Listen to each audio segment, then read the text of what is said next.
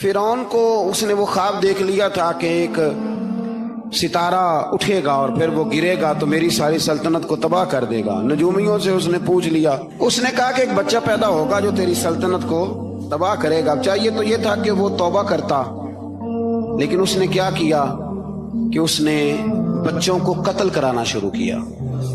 युज़ब्बिहूना अबनाअकुम, ज़िबा करा देता था तुम्हारे बेटों, और बच्चियों को वो जिंदा रखता था।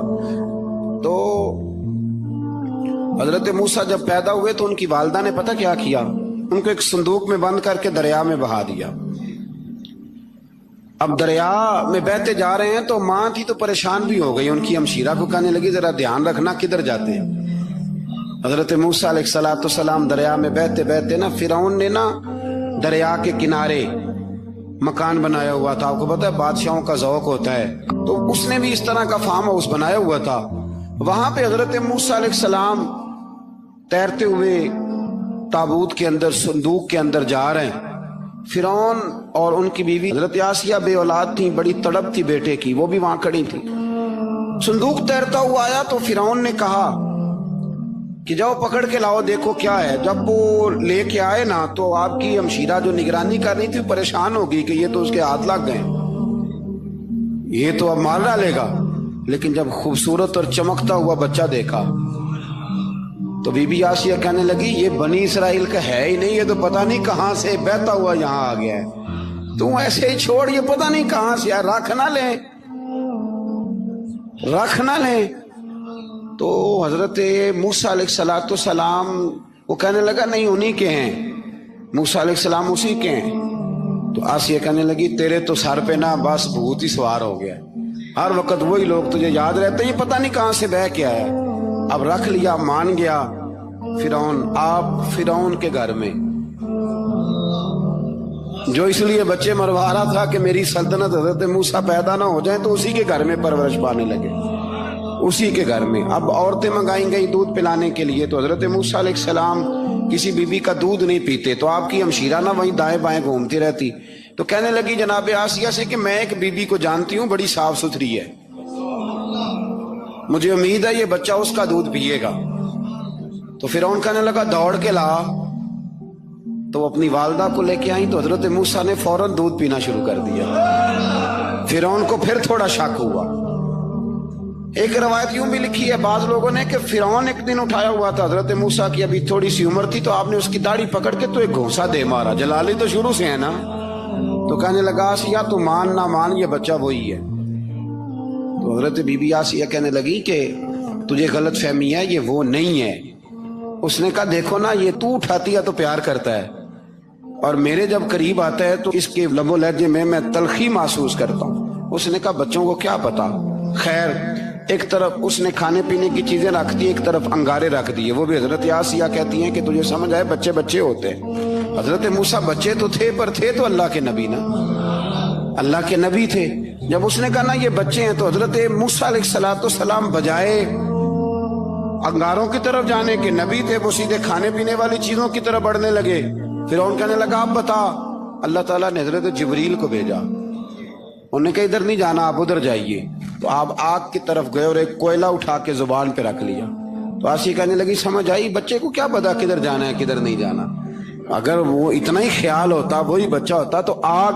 और बाद मुफस्सिरीन ने लिखा है ये जो हजरत मूसा दुआ मांगते थे ना, रब्बी शरह ली सदरी व यस्सिर ली अमरी, ये वो आग का अंगारा जब कोयला मुंह में रखा था ना, तो उसकी वजह से जुबान में कुछ लुकनत आ गई। तो आप दुआ करते थे कि या अल्लाह मेरी जुबान की वो बंद गिरा खोल दे, ताकि मैं खुल के फिरौन के सामने बात कर सकूं। वहीं हजरत मूसा पलने लगे, वहीं पले, वहीं जवान हुए, वहीं अल्लाह ने सारी दौलतें दी, बहन भी मिली, माँ भी मिली, और सारे अजीजों का प्यार भी मिला। उसी घर के अंदर अल्लाह ने परवरिश करके फिरौन के जुल्म से बनी इसराइल को निजात अता फरमाई। मूसा फिर फिरौन के घर में पलने लगे, और जब जवान हो गए तो फिरौन के यहाँ जो जुल्म होता था हजरत मूसा उस पर बोल पड़ते थे, जलाल फरमाते। तो फिरौन फिर नाराज रहने लगा, यहां तक कि उसने आपको निकाल दिया, आप तशरीफ ले गए वहां से। तो حضرت موسیٰ ایک دن شام کے وقت دوبارہ آئے بستی میں، لوگ سوئے ہوئے تھے، تو دو آدمی، ایک بنی اسرائیل میں سے اور ایک فرعون کی اپنی قوم میں سے، وہ دونوں آپس میں جھگڑ رہے تھے۔ لیکن وہ جو حضرت موسیٰ کی بنی اسرائیل کی قوم کا شخص تھا، اس پر وہ قبطی، وہ جو فرعون کے قریبی لوگوں میں سے تھا، وہ ظلم کر رہا تھا اور بودھ اٹھانے کی بات کر رہا تھا۔ اب اس نے حضرت موسیٰ کو پکارا کہ یہ دیکھے میرے ساتھ کس طرح کی بات کر رہا ہے، تو حضرت موسیٰ کا ارادہ بھی نہیں تھا، آپ نے بس اس کو سمجھایا، پر کچھ لوگوں کو سمجھ، تو حضرت موسیٰ نے پھر ایک مکہ مارا، ایک گھونسا مارا، صرف ایک ہی۔ یہ کئی تگڑے اور دلیر اس طرح کے بھی ہوتے ہیں کہ گھونسا ایک بھی برداشت نہیں کرتے، وہ ایک مارا، آدمی دھڑام سے زمین پہ گرا اور ماری گیا۔ حضرت موسیٰ کا ارادہ نہیں تھا لیکن وہ مر گیا۔ حضرت موسیٰ علیہ السلام نے اس بات پر اپنے رب سے استغفار بھی فرمائی، قرآن کہتا ہے کہ انہوں نے معافی چاہی کہ اللہ میرا ارادہ نہیں تھا۔ بہرحال اگلے دن نا حضرت موسیٰ دوبارہ آئے، وہ سنا کرتے تھے نا ہم کہ بیوقوف دوست سے عقل مند دشمن بہتر ہوتا ہے، وہ کم از کم دشمنی تو عقل مندی سے کرتا ہے نا، لیکن جو بیوقوف دوست ہو بیوقوفی۔ حضرت موسیٰ دوبارہ آئے تو وہ بنی اسرائیلی اگلے دن کسی اور سے جھگڑا کر رہا تھا، پھر اس نے مدد کے لیے پکارا تو حضرت موسیٰ کہنے لگے مجھے لگتا یہ ہے کہ تیری عادت ہے، تو خود بڑا جھگڑالو ہے، تو نے روز نیا جھگڑا شروع کیا ہوتا ہے۔ حضرت موسیٰ جب اس کی طرف بڑھے نہ ڈانٹنے کے لیے تو اس نے شور کرنا شروع کر دیا، کہنے لگتا ہے جس طرح آپ نے اسے کل قتل کیا تھا مجھے بھی قتل ہی کریں گے۔ یہ انسانوں کا مزاج ہے کہ آپ جب تک کسی کے طبیعت کے مطابق چلیں گے وہ راضی رہتا ہے، اور ذرا آپ اس کی طبیعت سے ہٹتے ہیں تو وہ شور کرتا ہے۔ اس نے کہا جی آپ مجھے بھی لگتا ہے ماریں گے۔ حضرت موسیٰ کلیم اللہ علی نبینا علیہ السلام کے بارے میں جب اس نے شور کیا تو بات پھر فرعون کے دربار تک گئی، وہ تو پہلے ہی بہانہ تلاش کر رہا تھا۔ اس نے کہا ڈھونڈو، پکڑو اور معاذ اللہ شہید کریں گے۔ کسی نے آ کے خبر دی کہ آپ جہاں سے ہجرت کر جائیں، اس لیے کہ آپ کے لیے یہاں حالات درست، اور بھائی یہ چھوڑ دیا کریں بات کہ فلاں آدمی کے حق میں فلاں جگہ حالات کیسے خراب ہوئے، تو نبی کریم علیہ السلام مکہ چھوڑ کے کیوں آئے؟ حضرت موسیٰ علیہ السلام نے ہجرت کیوں فرمائی؟ یہ ایک ایسی عجیب بحث ہے جس کو لوگ بلا وجہ چھوڑ دیتے، بلا وجہ چھیڑ دیتے ہیں۔ اور بالکل تو حضرت موسیٰ علیہ السلام وہاں سے نکلے اور آپ مدین کی طرف چلے گئے۔ مدین وہ علاقہ تھا جہاں فرعون کی حکومت کوئی نہیں تھی۔ حضرت موسیٰ جیسے ہی وہاں پہنچے تو ان کے اندر ایک جذبہ تھا، ظلم ہوتا نہیں دیکھ سکتے۔ جب وہاں پہنچے تو انہوں نے دیکھا لوگ اپنے اپنے جانوروں کو گھاٹ پہ پانی پلا رہے ہیں، اور دو خواتین ہیں وہ بالکل پیچھے کھڑی ہیں۔ تو حضرت موسیٰ کلیم آگے بڑھ کے کہنے لگے تم کیوں نہیں پانی پلاتی؟ تو وہ کہنے لگی ہمارا بھائی کوئی نہیں، باپ ہمارا بوڑھا ہے۔ اللہ اکبر۔ مجبوری یہ ہے، ہم ہیں بھی پردہ دار گھرانے کی، مجبوری ہماری یہ ہے کہ جب تک یہ سارے لوگ پانی پلا نہیں لیں گے اتنی دیر تک ہماری باری نہیں آئے گی۔ تو حضرت موسیٰ کلیم اللہ علیہ السلام فرمانے لگے اچھا یہ بات ہے تو جانور مجھے دو۔ وہ ہو یہ رہا تھا کہ چونکہ مرد پانی پلا رہے تھے تو اور جتنے بھی مرد آتے جاتے تھے وہ گھستے جاتے تھے اور عورتیں بیچاری کھڑی تھیں۔ حضرت موسیٰ جھٹ سے آگے بڑھے، پیچھے ہٹو۔ ان دو خواتین پاک باز عورتوں کے جانوروں کو پانی پلایا اور پھر آپ دوبارہ وہیں بیٹھ گئے۔ وہ بیویاں جلدی جلدی گھر گئیں، جا کے اپنے والد سے کہنے لگی ابا جی کمال ہو گیا، اس بستی میں ایک ایسا آدمی ملا ہے جو عورتوں کی طرف دیکھتا ہے تو نیکی کرنے کے لیے آگے بڑھتا ہے، جو مجبور اور بے کس کے لیے اچھے جذبات رکھتا ہے۔ فرمایا جلدی لاؤ۔ کچھ مفسرین اور طرف بھی گئے ہیں لیکن جمہور نے لکھا ہے کہ وہ حضرت شعیب علیہ السلام تھے۔ حضرت شعیب نے گھر بلایا، اپنی ایک بیٹی کو بھیجا، فرمایا بیٹے بلا کے لاؤ۔ وہ جب گھر آئے تو آپ فرمانے لگے آپ میرے ساتھ اجرت طے کر لیں، 8 سال یا 10 سال آپ میری بکریوں کو چرائیں، میرے گھر میں رہیں۔ اور پھر فوراً ہی فرمانے لگے اگر آپ ہمارے گھر میں رہیں گے، دیکھ بھال کریں گے تو میں اپنی ایک بیٹی کا نکاح بھی آپ کے ساتھ کر دوں۔ تو 8 سے 10 سال حضرت موسیٰ نے وہاں قیام فرمایا۔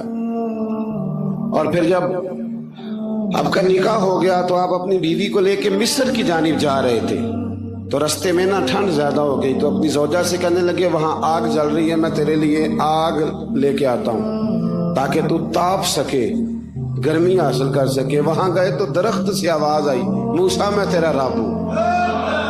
درخت سے آواز آئی، موسیٰ میں تیرا رب ہوں۔ اور حضرت موسیٰ کلیم اللہ کو وہاں وحی آنی شروع ہوئی، وہاں وہی اللہ تعالیٰ نے انہیں وہ عصا عطا فرمایا جو پھر بعد میں اژدہا بنتا تھا۔ رب کریم نے وہیں حضرت موسیٰ کلیم کو وہیں ید بیضا عطا فرمایا۔ اپنا ہاتھ گریبان میں ڈال کے نکالتے تھے تو چاند اور سورج کی طرح روشنی دیا کرتا تھا۔ تو پھر حضرت موسیٰ وہاں سے واپس آئے اور آ کر کے آپ نے دوبارہ وہ سارا نظام زندگی شروع فرمایا۔ موسیٰ علیہ السلام نے ان کو دعوت حق دی اور کہا کہ میں تمہارے پاس واضح نشانیاں لایا ہوں، بنی اسرائیل کو میرے ساتھ بھیج دو۔ فرعون نے معجزات پیش کرنے کے لیے کہا تو حضرت موسیٰ علیہ السلام نے اپنا عصا زمین پہ ڈالا، اپنا عصا، اپنی چھڑی، اپنا ڈنڈا زمین پہ ڈالا تو وہ ایک واضح اژدہا بن گیا۔ پھر حضرت سیدنا موسیٰ علیہ السلام نے اپنا ہاتھ گریبان سے نکالا تو وہ دیکھنے والوں کے لیے روشن ہو گیا، ہاتھ کے اندر نور پیدا ہو گیا۔ ید بیضا لیے بیٹھے ہیں اپنی آستینوں میں۔ فرعون کے سرداروں نے حق کو قبول کرنے کی بجائے اسے جادو قرار دے دیا اور کہا کہ یہ تمہیں اپنے ملک سے نکالنا چاہتا ہے۔ انہوں نے کہا اس معاملے کو ذرا ڈھیل دو اور جادوگروں کو جمع کرو۔ جادوگر آئے، انہوں نے فرعون سے کہا کہ ہم حضرت موسیٰ کے مقابلے میں جادو تو دکھائیں گے معاذ اللہ، لیکن اگر ہم غالب آ گئے تو پھر ہمارا انعام کیا ہوگا؟ سودا پہلے طے کرنا ہے، کیا انعام ملے گا؟ اس نے کہا کہ اگر تم غالب آ گئے تو میں تمہیں اپنا قریبی بنا لوں گا۔ جادوگروں نے جب کہا ہمیں کیا لوگے تو اس نے کہا تمہیں قریبی بنا لوں گا۔ جادوگروں نے موسیٰ علیہ السلام سے کہا کہ آپ پہل کریں گے یا ہم پہل کریں؟ تو موسیٰ علیہ السلام نے کہا تم پہل کرو۔ جب جادوگروں نے اپنی رسیاں زمین پہ ڈالیں تو لوگوں کی نگاہوں کو سحر زدہ کر دیا، جادو کر دیا اور انہیں ڈروا دیا۔ انہوں نے کہا یہ تو بڑا جادو لے آئے۔ تو اللہ تعالیٰ نے حضرت موسیٰ علیہ السلام کو حکم دیا کہ آپ بھی اپنا عصا زمین پہ ڈالیں۔ ان کی رسیاں سانپ بن گئی تھی نا، دراصل وہ سانپ بنی نہیں تھی، لوگوں کی آنکھوں پر جادو ہو گیا تھا، انہیں سانپ نظر آ رہا تھا۔ فرمایا آپ بھی اپنا عصا زمین پہ ڈالیں۔ وہ عصا سانپ بنا اور جادوگروں کی ساری چیزوں کو نگل ہی گیا۔ ان کی بہت ساری رسیاں سانپ بنی تھی، ان کا ایک ہی عصا سانپ بنا اور سب کو نگل گیا۔ اس طرح کے معجزے کی حقانیت اور جادوگروں کا بہتان ثابت ہوا اور فرعونی رسوا ہو گئے۔ جادوگر سجدے میں گر گئے اور اللہ پر ایمان لے آئے۔ فرعون نے انہیں دھمکی دی کہ تم میری اجازت کے بغیر ایمان لے آئے ہو، میں تمہارے ہاتھ اور پاؤں مخالف سمت سے کاٹ دوں گا، یعنی الٹا ہاتھ کاٹ دوں گا، سیدھا پیر کاٹ دوں گا، میری بغیر اجازت ایمان لے آئے ہو، اور تمہیں سولی پہ بھی چڑھوا دوں گا۔ انہوں نے کہا کہ ایمان لانے کی پاداش میں تم ہمیں سزا دینا چاہتے ہو؟ پھر انہوں نے اللہ تعالیٰ سے صبر اور استقامت کی دعا کی۔ اس کے بعد فرعون نے بنی اسرائیل کے بیٹوں کو قتل کرنے کی اور بیٹیوں کو زندہ چھوڑنے کا حکم دے دیا۔ موسیٰ علیہ السلام نے قوم کو صبر کی تلقین کی اور کہا کہ نیک انجام اہل تقویٰ کے لیے۔ یہاں ایک لطیف بات ہمارے صوفیاء نے بھی لکھی ہے۔ صوفیاء کہتے ہیں کہ فرعون نے کلمہ نہیں پڑھا اور جادوگر کلمہ پڑھ گئے۔ وہ کس طرح کلمہ پڑھ گئے؟ تو کہنے لگے دراصل انہوں نے آتے ہی حضرت موسیٰ کا ادب بڑا کیا تھا۔ جادوگر حضرت موسیٰ کے مقابلے میں آ کے بھی ان سے کہتے ہیں کہ رسیاں آپ پہلے ڈالیں گے کہ ہم ڈالیں؟ آپ عصا پہلے رکھیں گے کہ ہم رکھیں؟ تو اتنا سا ادب کیا تو رب کریم نے فرمایا جو نبی کا ادب کرے وہ بے ایمان نہیں رہ سکتا، جو نبی کا ادب کرے وہ بے ایمان نہیں رہ سکتا، اور جو نبی کی بے ادبی کرے وہ ایماندار نہیں رہ سکتا۔ ختم ہو گئی بات۔ یہاں ہمارے صوفیاء نے یہ بات لکھی ہے کہ چونکہ انہوں نے آتے ہی کہا تھا کہ آپ پہلے ڈالیں گے یا ہم پہلے ڈالیں، تو حضرت موسیٰ سے انہوں نے پوچھ لیا، نبی کے پوچھے بغیر پہل نہیں کی تو اللہ نے انہیں ایمان کی دولت عطا کر۔ اللہ تعالیٰ نے فرعونیوں پر قحط سالی کا عذاب نازل کیا۔ فرعونیوں کا طریقہ یہ تھا کہ اچھائی کو اپنا کمال گردانتے تھے، کہتے تھے یہ ہماری طرف سے، اور برائی کو معاذ اللہ بدشگونی کے طور پر موسیٰ علیہ السلام کی طرف منسوب کرتے تھے، کہتے تھے معاذ اللہ آپ کی وجہ سے یہ سارا کچھ ہو رہا ہے۔ ہوتے نا، نہیں کہتے جب سے میں وہاں گیا ہوں تب سے۔ ہمارے بزرگ ایک لطیفہ بھی سنایا کرتے تھے کہ کسی زمیندار نے نماز پڑھنی شروع کی تھی تو اس کے جانور مرنے شروع ہو گئے۔ اب لوگ سمجھتے ہیں کہ معاذ اللہ شاید یہ کسی بزرگ کے سبب سے ایسا ہے، حالانکہ یہ تو اللہ کی طرف سے آزمائش ہوتی ہے، اس کی حکمتیں ہوتی ہیں۔ اللہ تبارک و تعالیٰ نے ان پر عذاب کیا نازل کیا؟ آیت نمبر 130 اور 143 کا بھی آپ سورہ اعراف کی پڑھیں تو اللہ تعالیٰ نے ان پر ٹڈیوں کا، جموں کا، مینڈکوں کا اور خون کا عذاب نازل کیا۔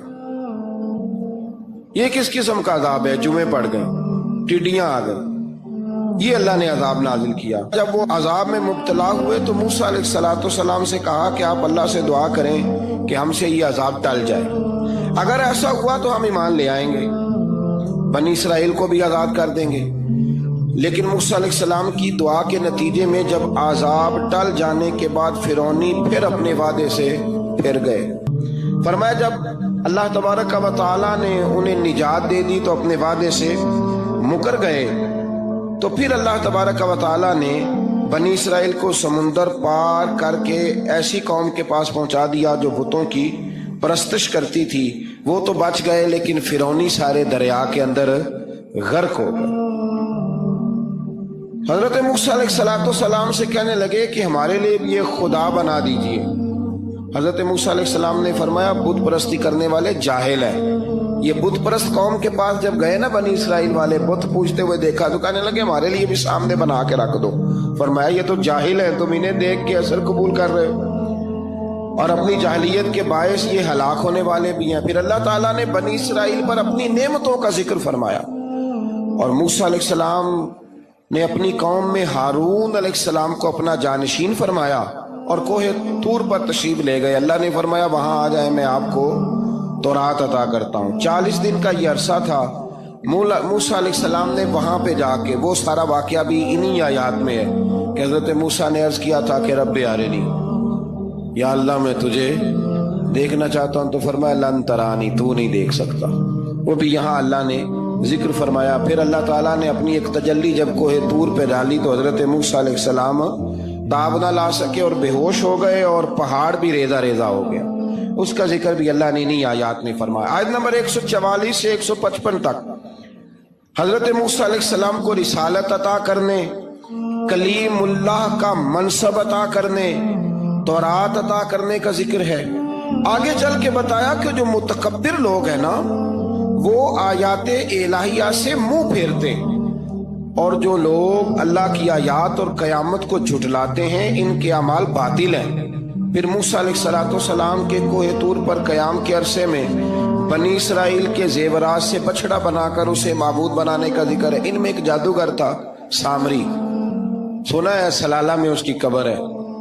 حضرت موسیٰ کوہ طور پہ چلے گئے تو اس نے پیچھے سے نا سونے کا ایک بچڑا بنا لیا، اس میں سونے کی تاریں اس کے منہ میں لگائیں، ہوا چلتی تھی تو بجتی تھی۔ اتنے کمزور عقیدے کی یہ قوم تھی کہ انہوں نے فٹافٹ ماننا شروع کر لی، فٹافٹ ماننا، کہنے لگے یہ ٹھیک ہے۔ چنانچہ موسیٰ علیہ السلام جب واپس آئے تو قوم پر غصے اور افسوس کا اظہار فرمایا اور کہا میرے پیچھے تم نے ایسا برا کام کیا ہے۔ انہوں نے تورات کی تختیاں بھی زمین پہ ڈالی اور اپنے بھائی ہارون علیہ السلام کا سر پکڑ کے اس سے جواب طلبی کی۔